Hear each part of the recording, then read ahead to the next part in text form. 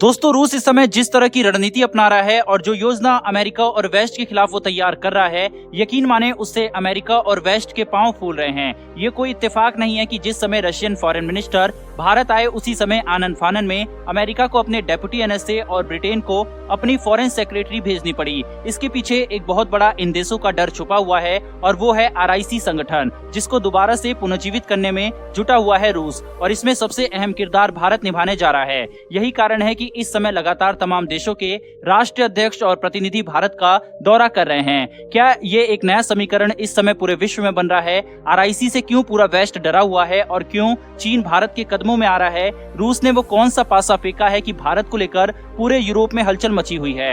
यकीन माने दोस्तों, बहुत ही इंटरेस्टिंग वीडियो होने वाली है। मैं बहुत कम वीडियो में अपनी ये रिक्वेस्ट करता हूँ कि वीडियो को अंत तक देखें, क्योंकि इसमें आपको काफी कुछ नया मिलने वाला है, और वो भी विद रेफरेंस। अगर आपको वर्ल्ड पॉलिटिक्स में इंटरेस्ट है तो आपको काफी मजा आने वाला है। तो चलिए शुरू करते हैं इस वीडियो को एक बहुत छोटी सी रिक्वेस्ट के साथ कि नीचे दिए गए रेड कलर में सब्सक्राइब के बटन को दबाकर बेल नोटिफिकेशन को ऑन कर लें, जिससे डिफेंस और वर्ल्ड अफेयर से जुड़ी लेटेस्ट वीडियो आप तक सबसे पहले पहुंच सके। दोस्तों, जिस चीन से भारत के रिश्ते तल्ख चल रहे हैं, अचानक उसके विदेश मंत्री भारत का दौरा करके गए, जिसके तुरंत बाद रशियन फॉरेन मिनिस्टर भारत के दौरे पर आए और यहाँ पर उन्होंने अपने बयान में आरआईसी का जिक्र किया और ये संकेत दिया कि इसको दोबारा से संगठित किए जाने का प्रयास किया जाएगा। अब यहाँ पर सवाल उठता है कि आखिर आरआईसी क्या है? तो जैसा कि नाम से ही पता चल रहा है कि आर से रशिया, आई से इंडिया और सी से चाइना, यानी कि आरआईसी। इसकी संकल्पना रूस के तत्कालीन विदेश मंत्री प्रिमिकाव ने 1998 में की थी। वो पश्चिमी देशों के गठबंधन से मुकाबले के लिए तीनों ताकतवर देशों को एक मंच पर लाना चाहते थे। प्रिमिकाव 1998 से 1999 तक रूस के प्रधानमंत्री भी रहे थे।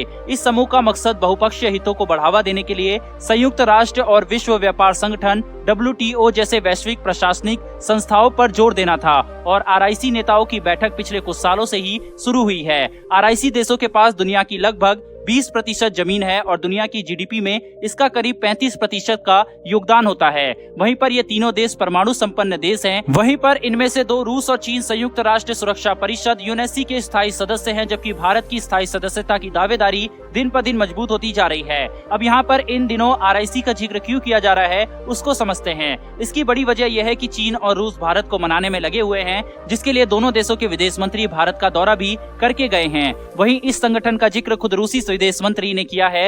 रेफरेंस के तौर पर आप स्क्रीन पर नवभारत टाइम्स का आर्टिकल भी देख सकते हैं, जिसमें लिखा हुआ है, पुतिन के दूत यानी कि विदेश मंत्री ने दिए संकेत, आरआईसी दूर कर देगा भारत चीन की टेंशन। हाल के दिनों में भारत यात्रा पर आए प्रमुख विदेशी मेहमानों में वह अकेले शख्स थे जिनसे प्रधानमंत्री नरेंद्र मोदी जी मिले। लावरोव ने रूसी राष्ट्रपति व्लादिमीर पुतिन का संदेश प्रधानमंत्री मोदी तक पहुंचाया। बाद में उन्होंने ये संकेत भी दिया कि भारत और चीन के बीच स्थिति एक हद से ज्यादा खराब नहीं हो। रूस ये सुनिश्चित करने के प्रयास में हमेशा रहेगा।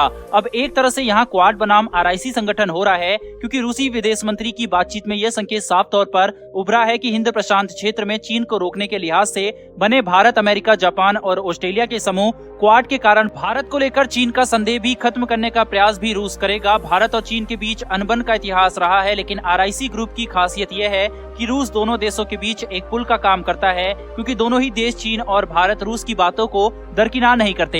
हालांकि डोकलाम से लेकर गलवान तक भारत और चीन के बीच स्थिति काफी खराब रही है। यह अलग बात है कि रूस भारत और चीन के बीच लगातार संतुलन साधने की कोशिश में रहता है। अब अगर आरआईसी वर्सेस क्वाड को हम बड़ी पिक्चर में देखें तो भारत क्वाड को लेकर थोड़ा ज्यादा सीरियस है, जहां पर अमेरिका से भले ही थोड़ा बहुत विवाद भारत का रहता हो, लेकिन जापान और ऑस्ट्रेलिया से लगातार भारत के रिश्ते मजबूत होते जा रहे हैं। वहीं अमेरिका से भी हमारे रिश्ते कोई खराब नहीं है। चीन को लेकर शायद कभी रूस खुलकर किसी पक्ष का समर्थन ना करे, और उस स्थिति में भारत के लिए क्वाड संगठन काफी अहम बन जाता है। वहीं आरआईसी संगठन की बात करें तो भारत के रूस से संबंध तो काफी अच्छे हैं, लेकिन चीन से हमेशा विवाद हमारा रहता है। यहाँ तक कि भारतीय विदेश मंत्री एस जयशंकर ने रिक की मीटिंग में कहा भी था कि मूल चुनौती विचारों और नियमों की नहीं बल्कि व्यवहार की है। ये किसी से छुपा नहीं है कि भारत चीन के व्यवहार से खुश नहीं रहता। अब तीनों देशों को साथ लाने की पुतिन की कोशिश है, जिसमें हम तीनों देश वेस्टर्न कंट्रीज और अमेरिका को नीचे झुका सके और एक नए वर्ल्ड पावर के रूप में ये तीनों देश राज करेंगे। हालांकि भारत के लिए दोनों समूहों की सदस्यता भारत की सामरिक, राजनीतिक, आर्थिक और सुरक्षा की की दृष्टि से मजबूती ही प्रदान करेगी। यह भारत की डिप्लोमेसी की ताकत है कि भारत रिक और क्वाड दोनों का सदस्य है। हालांकि भारत किसी एक गुट में नहीं रहेगा, चाहे उसके लिए अमेरिका और रूस कितना भी फोर्स कर ले। फिलहाल दोस्तों इस वीडियो में इतना ही, लेकिन अगर आपने इस वीडियो को यहाँ तक देखा है तो आप किस स्टेट से और किस सिटी से ये वीडियो देख रहे हैं कमेंट करके जरूर बताइएगा। साथ ही हमारी आने वाली डिफेंस और वर्ल्ड अफेयर से जुड़ी ऐसी वीडियो के लिए चैनल को सब्सक्राइब कर बेल नोटिफिकेशन को ऑन कर लें। फिर मिलेंगे ऐसी एक नई वीडियो के साथ। धन्यवाद। जय हिंद।